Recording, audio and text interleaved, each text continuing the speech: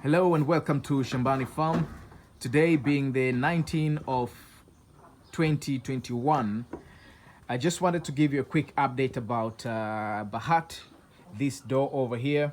We all know that she's been pregnant and she is basically due any day from today. The most precise day that we're looking at is tomorrow, the 20th of January 2021.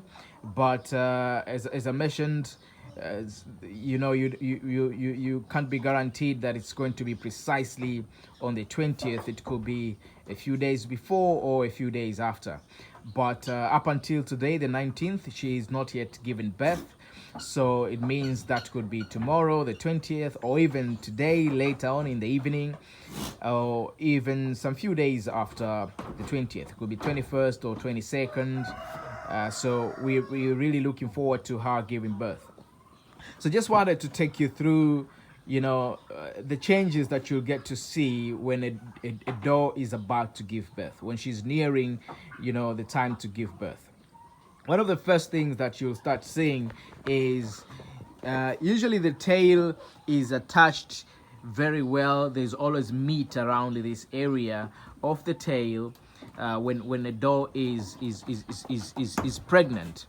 But when she's about to give birth, you start seeing now it begins to go in. It just sort of like create a wedge or something like a hole. This place here sinks. The tendons that are here sort of like break off. As you can see now, I can hold this almost the beginning of the tail like that, because these tendons have already broken up, ready to allow for this kid to be able to come out easily. So that's what usually happen. You'll also start seeing that the stomach, which was full all round, you remember in the previous video when I showed her being fully pregnant, she was all round. This place was all full and this place here was also full. But now you start seeing that it has sunk in. Now, I just want to explain what that means. What typically happens is, you see, this is how full she was, but now it's sunk in. And the reason why this happens is that when the doe is nearing to give birth, is nearing to kid, what happens is that now the child or the kid begins to move down the canal, ready to then come out. So initially she was all full all round on this angle. I mean, this whole area was just full. The entire stomach was just nice and round and full. But now the kid has moved down from this position. She's moved towards now this way. So you see the stomach is a little bit protruding, going down. So the kid has moved down, now ready to start moving towards the birthing canal. So that's one of the most important things to note when the doe is about to give birth. As I mentioned, there are two things. You'll see this sinking in or sunk in stomach, but also you'll see these tendons here at the tail, also on the sides sinking in, meaning that these tendons have broken off and now creating the allowing that place to be much more flexible, or rather yes, to be flexible for this doe to be able to expand that canal whenever the kid is about to come out. So that's typically what happens when a doe is about to give birth.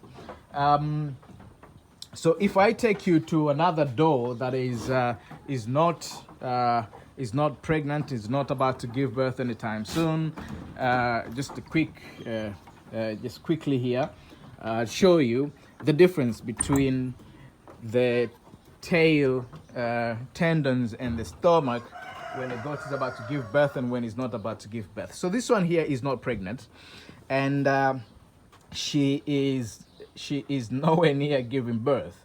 So you can see the stomach is still quite around. It's still very around. But the tail here, as I mentioned, the tendons are still tight. You can see, you can't differentiate. You can't tell that this is a tail at this area. It's until when she's nearing giving birth. So this one here, this doe here, is also pregnant, and she's also not far away from giving birth. She's about 2 weeks, almost about 1.5 weeks away. And we can also see that she's also started, these tendons here have also started breaking, and the stomach is no longer bulging at the top. It's sunk in because the kid has already begun to move down the canal, ready for her to deliver. So this here is called Rafiki. Rafiki is also due very soon, about 1 week and a half away. As I mentioned, the sunking in, that's what you can see there. And then the tail, you can see this side that already began to, the tendons began to loosen up for that birthing purpose. If you look careful now, you'll see the stomach has now gone down, so it's full at the bottom, not on the side anymore. So that is usually what happens. That's the process that usually happens. Sometimes you'll see the vulva swelling a little bit differently than before. You might begin to see her secreting more sort of like creamy fluids, and then of course the jugs will get fuller and a bit harder. So they'll basically fill up more on that last on the last 2 weeks or so. They fill up a bit more because now they're beginning to have the milk that needs to sustain the kid. So basically that's the typical process of birthing preparation for the doe. Now, what do you need to do in order to help your doe to deliver well? So one of the things that I really encourage is to make sure that you leave the doe alone. You don't put the doe with other goats, especially in small area. If the pen is not big, you don't need her to be disturbed by other goats. So I would definitely isolate her to be alone, so that she does not suffer any injury, no fights, no nothing, and she's relaxed in order for her to give birth without any complications. But also you might need to start giving her energy food more. So for my case here, this is the time I go back into giving them molasses. Molasses has got a lot of energy, so I would do that in order to help her get the energy she needs at the time of kidding. This is very important because the laboring process is not a simple process. We all know, even a human being, when they're giving birth, it takes a lot of energy, you know, the pushing, the whatnot. So you want your doe to be relaxed when she's pushing, because she's got enough energy in her to help her push easily.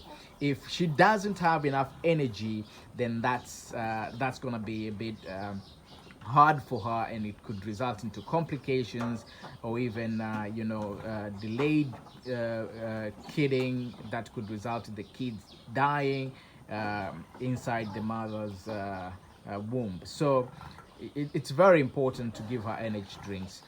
A lot of times I also then inject them with vitamin injection.